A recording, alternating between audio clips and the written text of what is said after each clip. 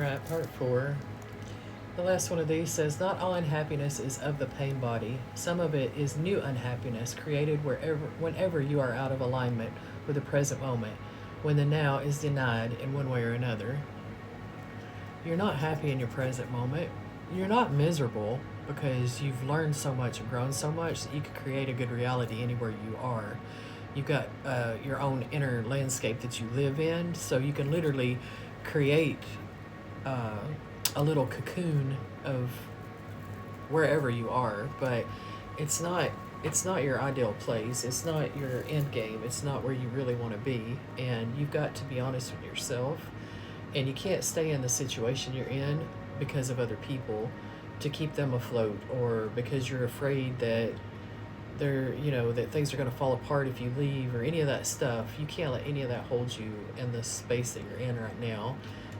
You're not responsible for anybody except for yourself. And don't take on other people's problems. Don't take on other people's hardships, because you're going to draw their karma if you keep interfering. And you may actually be keeping them from facing something that they're supposed to face. You may be enabling them to continue something that they're not supposed to. So you got to be really careful, and you've got to live in the now. But the now has to be a now that you're actually happy with, or you're not going to be able to grow. You're not going to be able to heal. You don't want this to be it for you. I know you don't. So you got to make the necessary changes that are coming up.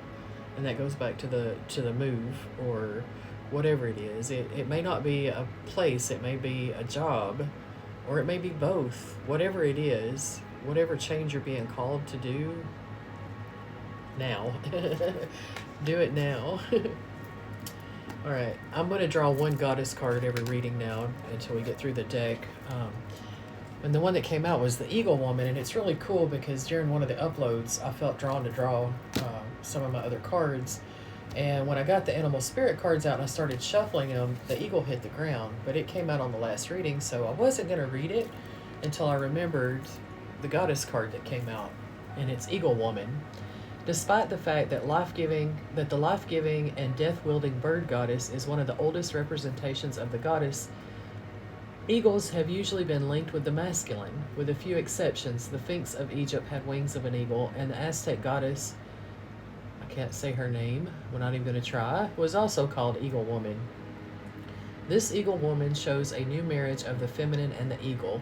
She represents all an eagle stands for: spirit, valor, majesty, renewal, accuracy of sight, spiritual aim, and the ability to soar to the heights.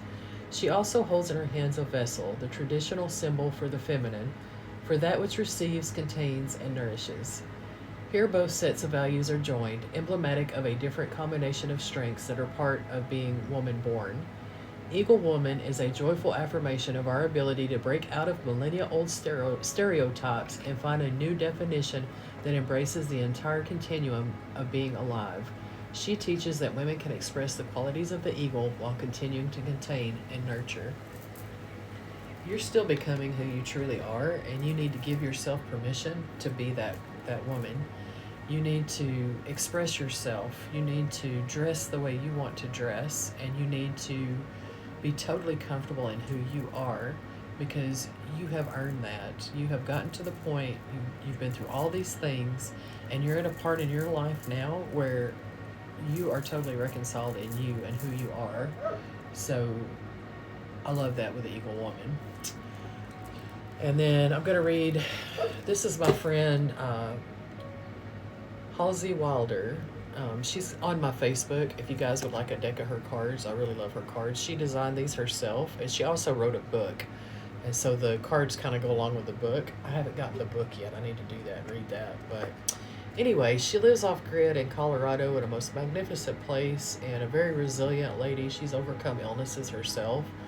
And so if you'd like to support her and what she's doing out there, getting a deck of her cards or one of her books would be amazing. Like I said, she's on my friends list. If you're interested, just that's on Facebook though. I'm sorry, I'm doing TikTok first.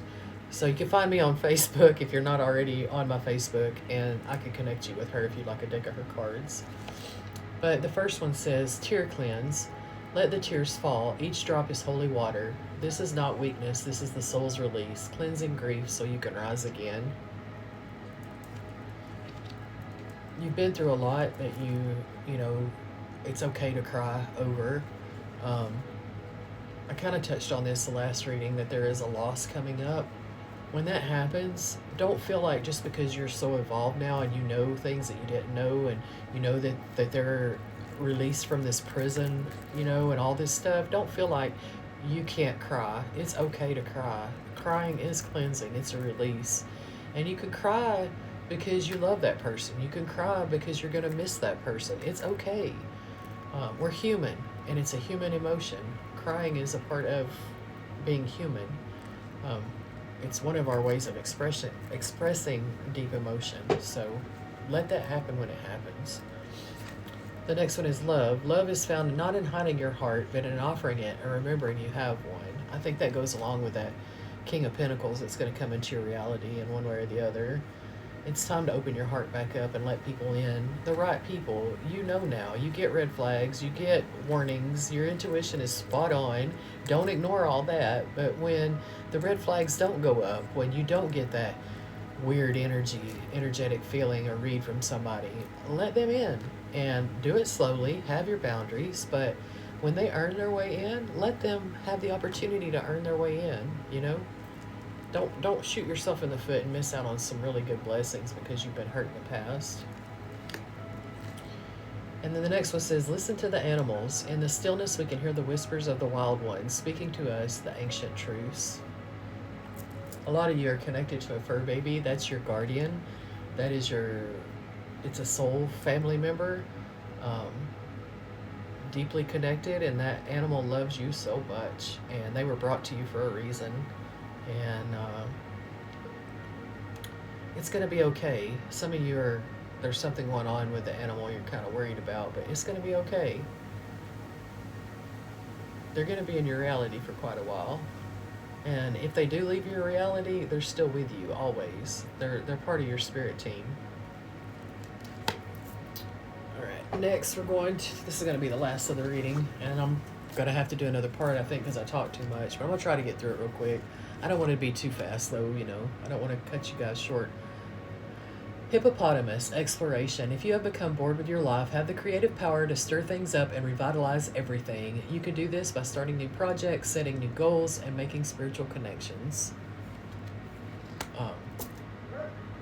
Your whole reality is going to change if you let it, but you got to start making the steps. You got to get the energetic flow going. We talked about this at the last reading, too.